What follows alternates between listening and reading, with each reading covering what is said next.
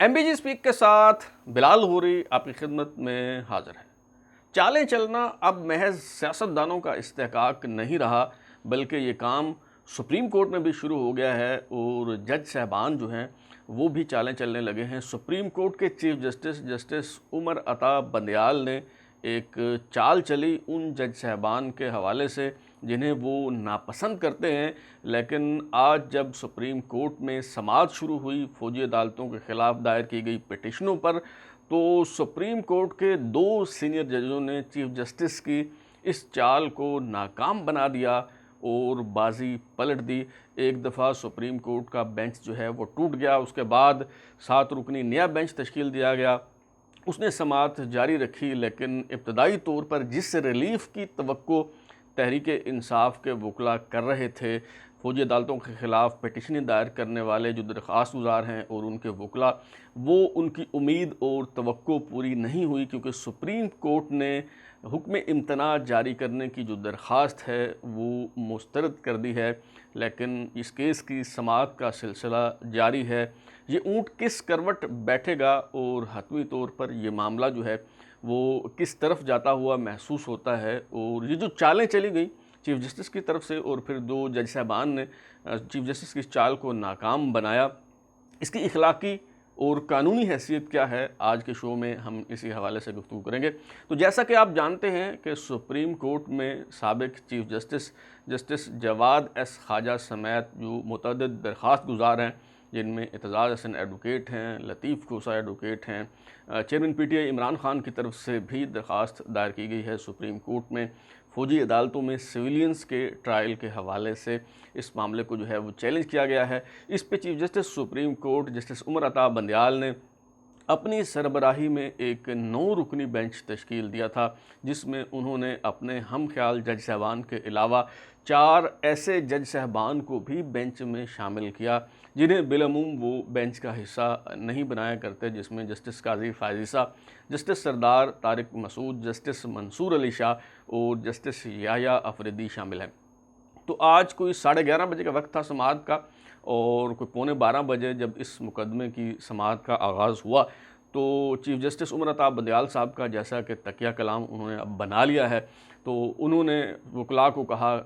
Aitzaz Hasan advocate को, लतीफ़ खोसा advocate को, कि जी आपको देख के खुशी हुई। और इसके जवाब में जब उन्होंने कुछ कहना चाहा, तो जस्टिस काजी फायज़िसा, जो अब सुप्रीम कोर्ट के महज सीनियर मोस्ट जज ही नहीं हैं, सीनियर प्यूनी जज नहीं हैं, बल्कि वो चीफ जस्टिस तैनात हो चुके हैं और जस्टिस उमर अता बंदयाल की रिटायरमेंट के बाद उन्होंने जो है चीफ जस्टिस का मनसब संभालना है। उन्होंने कहा कि मैं कुछ ऑब्जर्वेशन देना चाहता हूँ। इस पे लतीफ़ खोसा एडवोकेट ने कहा कि जी हमें खुशी का इजहार तो करने दें। तो इस पे सनब करते हुए लतीफ़ खोसा एडवोकेट को जस्टिस काजी फायज़िसा ने कहा कि आप खुशी का इजहार बाहर कर सकते हैं, ये कोई सियासी फोरम नहीं है। और फिर उन्होंने 26 मिनट तक गुफ्तगू की और जो चाल थी चीफ जस्टिस उमर अता बंदयाल की, उसे नाकाम बना दिया और धज्जियाँ उड़ा के जो है वो रख दी। 26 मिनट तक जो है जस्टिस काजी फायज़ साहब बोलते रहे। उनकी गुफ्तगू के जो बुनियादी नुकात थे, उसमें सबसे अहम जो नुकता था वो ये था,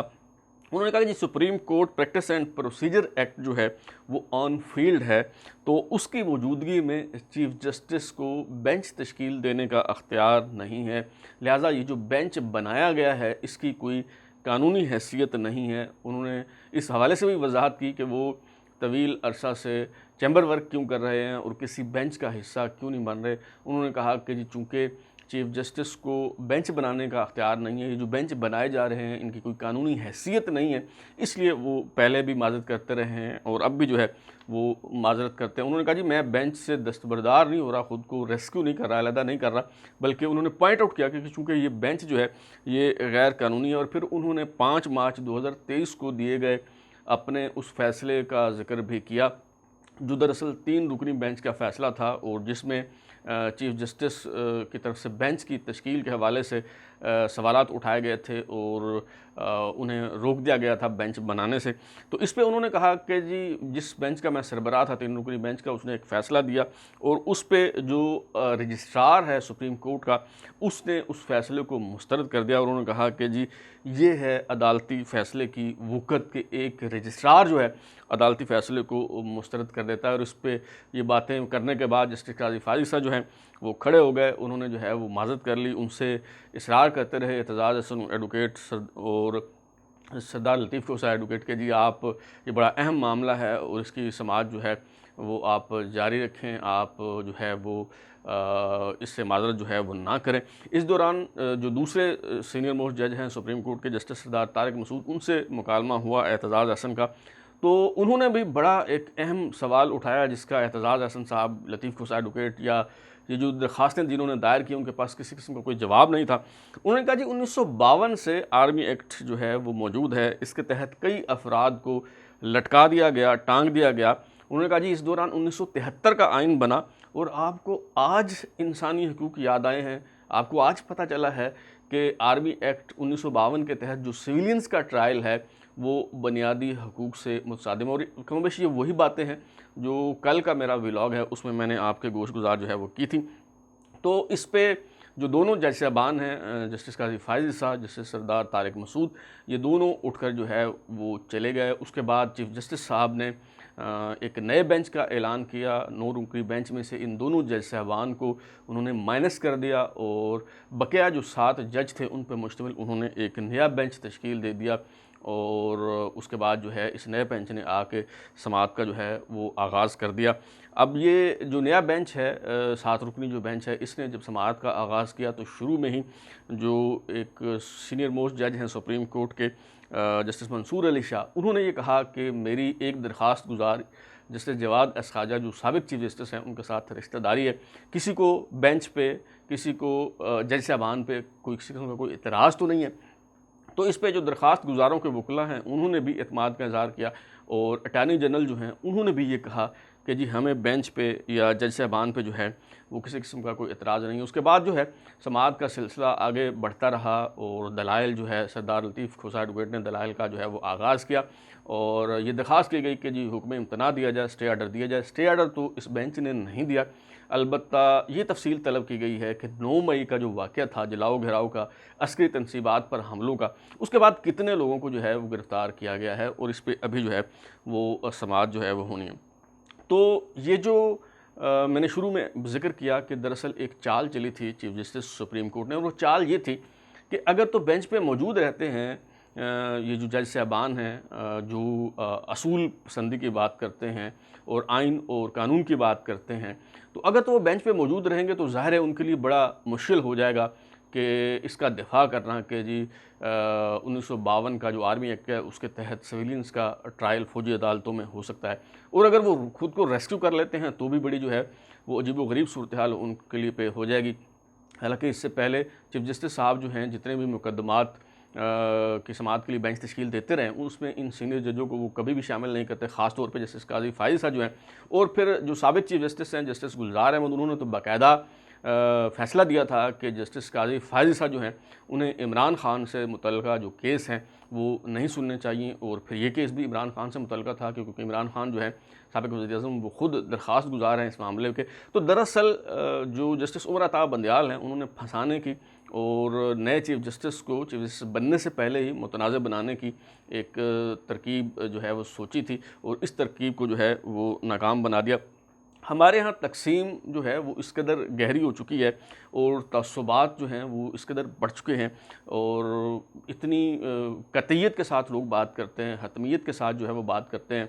कि पहले से जहन बना लिया होता है और कोई जो दूसरी राय है वो लोग किस सुनने को जो है वो तैयार नहीं है। अब जिन्होंने जस्टिस काज़ी फ़ाज़िल इसा को, जस्टिस सरदार तारिक मसूद को बुरा भला कहना है, गालियाँ देनी है, उन्होंने देनी है, चाहे जो मर्ज़ी जो है वो कह लें। और वो कह भी रहे हैं कि जी देखें जी बड़ा बहादुर बनता है जी जस्टिस काज़ी फ़ाज़िल साहब, देखें कैसे भाग गया जी, राह फ़रार अख्तियार कर ली। कुछ लोग ये भी कह रहे हैं कि जी माजी में चीफ जस्टिस उमर अता बंदियाल ने अगरचे बड़ी ज़्यादतियाँ की हैं जस्टिस काज़ी फ़ाज़िल साहब से, लेकिन ये जो मामला है, ये जो मुकदमा है, इसमें उन्हें बैठना चाहिए था, इसको जो है वो उन्हें सुनना चाहिए था। अच्छा, उन लोगों से तो बात करने का कोई फ़ायदा नहीं है जिन्होंने पहले से ज़हन बना चुका है, जो बना चुके हैं, और वो किसी सूरत भी जो है वो कोई बात सोचने के लिए, समझने के लिए तैयार नहीं है। लेकिन जिन्होंने ज़हन नहीं बना रखा, उनके लिए मैं बहुत आसान अंदाज में ये हक़ाइक़ सामने रखना चाहूँगा कि दरअसल जस्टिस काज़ी फ़ाइज़ साहब ने जो बात की है वो ठीक है या गलत है, और वो बात है क्या, वो मैं आपको ज़रा बताना चाहता हूँ। आपको याद होगा कि पार्लियामेंट ने supreme court practice and procedure bill जो है उसे मंजूर किया, और बाद अज़ां जो चीफ जस्टिस साहब हैं उमर अता बंदयाल साहब, उन्होंने बेंच बना के उसे जो है वो मुअत्तल कर दिया, उस पर समाअत होती रही और अभी तक उस पर फैसला नहीं आया। अब इसमें कहा क्या गया था, इस जो supreme court practice and procedure bill है उसमें एक तो जो चीफ जस्टिस का सोमोटो आज खुद नोटिस लेने का अख्तियार है उसको इंस्टीट्यूशनलाइज जो है वो करने की कोशिश की गई। कहा गया कि जी सुप्रीम कोर्ट के चीफ जस्टिस जो हैं दो सीनियर मोस्ट जजों के साथ मिलकर एक कमेटी बनाएंगे, 3 रुकनी कमेटी, और कमेटी फैसला करेगी कि किस मामले में आज खुद नोटिस लिया जा सकता है या नहीं लिया जा सकता। इसी तरह ये जो बेंच की तश्कील है, इसमें भी इस कानून में जो है वो कहा गया कि जी चीफ जस्टिस साहब अपनी मर्ज़ी से बेंच नहीं बना सकेंगे, बल्कि जो ये कमेटी है जो चीफ जस्टिस और सुप्रीम कोर्ट के 2 सीनियर जजों पर मुश्तमिल होगी, वो जो है वो बेंच तश्कील देगी। ये बेंच की तश्कील हो, बेंच फिक्सिंग हो, ये दरअसल मैच फिक्सिंग है एक तरह की, और उसके बाद फिर मुकदमे को जो है वो फ़िक्स करना, समाअत के लिए मुकर्रर करना, ये और एक ऐसा अख्तियार और इस्तेहकाक है चीफ जस्टिस का कि आप देखें कि जब बेंच बनाया जाता है और समाअत के लिए मुकर्रर किया जाता है किसी मामले को, तो उसी वक्त ही तय हो जाता है कि इंसाफ होगा या नहीं होगा, या किस किस्म का इंसाफ होगा। क्या इधर का इंसाफ होगा, क्या उधर का इंसाफ होगा, क्या तहरीक इंसाफ का इंसाफ होगा, नून लीग के हक़ में फ़ैसला आएगा, नून लीग के ख़िलाफ़ फ़ैसला आएगा, हुकूमत के हक़ में आएगा, हुकूमत के ख़िलाफ़ आएगा। तो ये बेंच बनाते वक्त ही और उसको फिक्स करते वक्त ही मामला जो है वो तय हो जाता है। आप देखें मिसाल के तौर पे जो मुकदमात फ़िक्स करने का अख्तियार है, अभी ये पिटीशन अभी एक दिन जो है वो दायर होती है और अगले समाअत के लिए मुकर्रर हो जाती है। कई ऐसे केस हैं जो 10-10 साल से ज़ेर इल्तवा जो है वो पड़े हुए हैं। मिसाल के तौर पे आपको छोटी सी जो है वो मिसाल दूँ कि जो क्यूरेटिव रिव्यू है जस्टिस काज़ी फ़ाइज़ ईसा के ख़िलाफ़ जो साबिक़ा हुकूमत ने दायर किया था, मौजूदा हुकूमत ने कहा कि जी हम वो वापस लेते हैं। अब जब दरख्वास्त गुजार वापस लेना चाहता है कोई केस, तो उस पर चैम्बर पे चीफ जस्टिस उमर अता बंदयाल ने समाअत की और 3 महीने से फ़ैसला उन्होंने महफूज रखा हुआ है। वो फ़ैसला उन्होंने जो है वो सुनाया नहीं है, ताकि ये बड़ा हथियार है, बड़ी लड़ाई में जो है वो इस्तेमाल होगा। इस तरह जस्टिस शौकत अज़ीज़ सिद्दीकी जिन्हें जो है वो गैर कानूनी तरीके से जो है बरतरफ कर दिया गया था, घर भेज दिया गया था, उनका जो मुकदमा है वो भी सुप्रीम कोर्ट में ज़ेर इल्तवा है कई बरस से। बार बार ये इस्तदा भी की जाती है कि इसको समाअत के लिए मुकर्रर किया जाए, लेकिन वो समाअत के लिए मुकर्रर नहीं होता और पिक एंड चूज़ जो है वो होता है। अब ये जो पिक एंड चूज़ का काम है, अपनी मर्ज़ी से बेंच फिक्सिंग का जो है वो काम है, अब इसको अगर कोई यानी किसी ज़ाब्ते, किसी कायदे में लाने की सुप्रीम कोर्ट ने जो है वो कोशिश की है, और आप देखें कि जस्टिस काज़ी फ़ाइज़ ईसा जो हैं वो इस कानून के बनने से पहले ये बात कर रहे हैं, और ये भी आपको पता है कि 3 महीने बाद वो खुद चीफ जस्टिस बनने जा रहे हैं जस्टिस काज़ी फ़ाइज़ ईसा। अब उन्हें ये बात बहुत अच्छी तरह मालूम है कि ये जो कानून बनेंगे, इसका सारे का सारा जो नुकसान है वो उन्हें होगा, क्योंकि 3 महीने बाद उन्होंने चीफ जस्टिस बन जाना है। तो दरअसल वो अपने अख्तियारात घटाने और अपने अख्तियारात को कायदे में लाने की बात कर रहे हैं। तो आप खुद बताएं कि एक ऐसा शख्स जो चीफ जस्टिस बनने वाला है और वो अपने अख्तियारात घटाने की जो है वो बात कर रहा है, क्या वो बंदा ठीक है, या वो बंदा जो अपनी ज़ात में मुर्तकिज़ करना चाहता है तमाम अख्तियारात को, और अपनी जो बादशाहत है, अपनी जो डिक्टेटरशिप है, उसको बरकरार रखना चाहता है और इदारे की इस्लाह का ख़्वाह नहीं है, क्या वो बंदा ठीक है, या वो बंदा ठीक है जो चाहता है कि एक बंदे में तमाम अख्तियारात जो है वो मुर्तकिज़ ना हों, बल्कि इन्हें इंस्टीट्यूशनलाइज़ किया जाए। अच्छा, एक मामला तो है जो है वो ये है। दूसरी बात ये है कि जस्टिस काज़ी फ़ाइज़ ईसा ने जिस बुनियाद पे आज ये केस सुनने से इनकार किया है, उन्होंने कहा है कि जी ये जो supreme court practice and procedure act है, या तो आपने समाअत के बाद उसे आइन से मुतसादम करार देते हुए कलअदम करार दे दिया हो, उसमें सुप्रीम कोर्ट का हतमी फ़ैसला आ चुका हो, तो चले अलग बात है।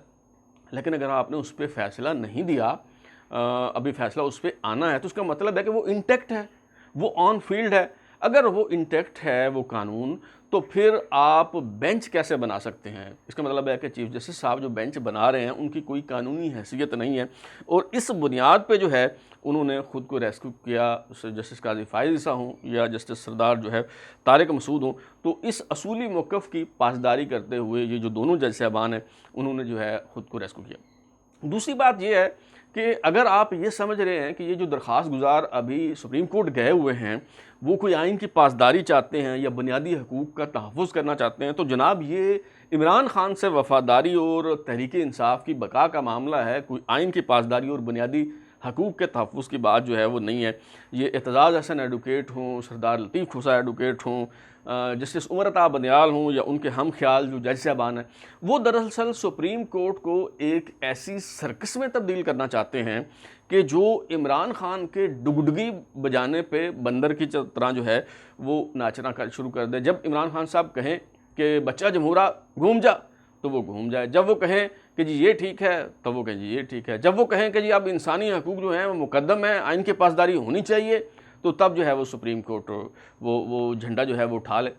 जब वो चाहें सुप्रीम कोर्ट चले जाएं कि हमारे इस्तीफ़े मंजूर नहीं हो रहे, और जब वो चाहें तो सुप्रीम कोर्ट चले जाएं कि जी देखें जी हमारे इस्तीफ़े मंजूर कर लिए। तो ये जो जितने भी लोग हैं, ये मामला आइन की पासदारी का नहीं है। जैसे मैंने बताया कि 1952 से ये सिविलियंस का जो ट्रायल है वो अयूब खान के दौर से आर्मी एक्ट के तहत होता चला आया है, और अब तक जो है वो किसी का ज़मीर जो है वो नहीं जागा। और इमरान खान साहब जब वज़ीर-ए-आज़म थे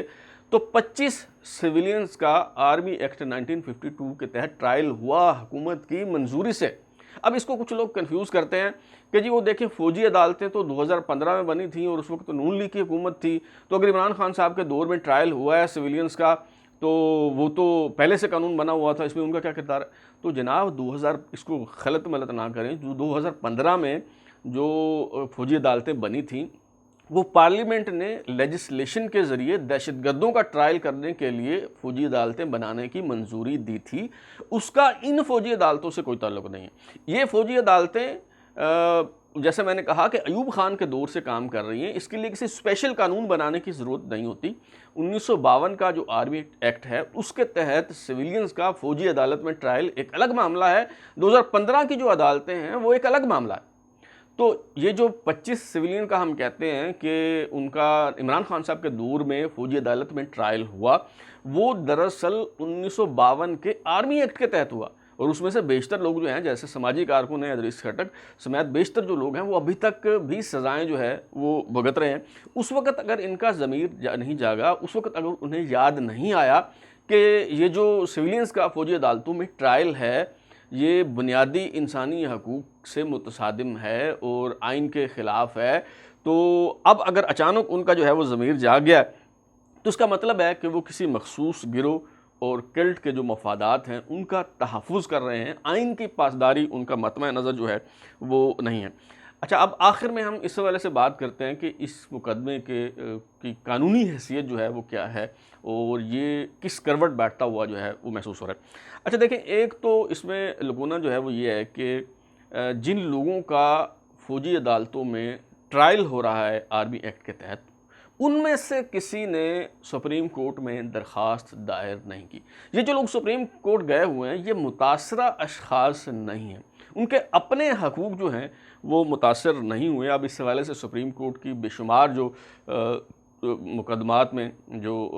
नज़ीर जो है नज़ायर जो है वो मौजूद हैं इस हवाले से, जिसमें कहा गया कि जी अगर जो मुतलका शख्स है, जो मुतासरा शख्स है, जिसके अपने हकूक़ मुतासर हुए हैं, सिर्फ वही जो है वो इंसाफ के हसूल के लिए अदालत से रजू कर सकता है। तो एक तो इसमें जो है ये पहलू ये है। दूसरा जो मामला है वो ये है कि बेंच की तश्कील। अब इस पर अटार्नी जनरल साहब जो हैं वो उनका किरदार जो है वो भी कोई बहुत अच्छा नहीं रहा। अटार्नी जनरल साहब को जस्टिस काजी फ़ाइज़ ईसा ने जब ये बात की कि supreme court practice and procedure act जो है वो ऑन फील्ड है, वो इंटैक्ट है और इस बेंच की कोई कानूनी हैसियत नहीं है, तो उस मौके पे अटार्नी जनरल को कहना चाहिए था कि जस्टिस काजी फ़ाइज़ ईसा और जस्टिस सरदार तारिक मसूद साहब जो कह रहे हैं उससे जो है वो उसकी मैं तायद करता हूँ और इस बेंच की कोई कानूनी हैसियत जो है वो नहीं है, चीफ जस्टिस साहब जो है वो बेंच नहीं बना सकते। इसी तरह जब उन दो जज साहबान को निकाल के फिर 7 रुकनी बेंच जो है वो बनाया गया, तो उस पे